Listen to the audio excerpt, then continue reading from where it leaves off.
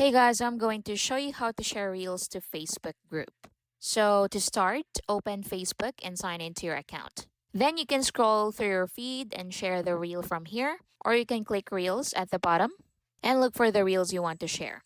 Now, once you find the reel you want to share, tap or click share at the bottom right corner. It's the curved arrow, click on it. Once you're here at the bottom, so under share to, so you can look for group. If you see group, click on it.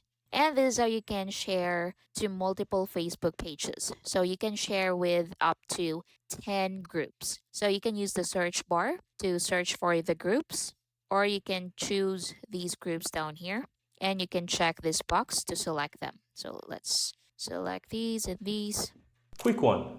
If you're finding this tutorial helpful, my team and I publish simply and easy to understand step-by-step tutorial daily. And I'd really appreciate if you hit that subscribe button to support our channel and of course so that you'll never miss out when we release videos just like this one every single day. Now let's continue. So you can select multiple pages. Once done, click next. Then you can add captions, then click share now.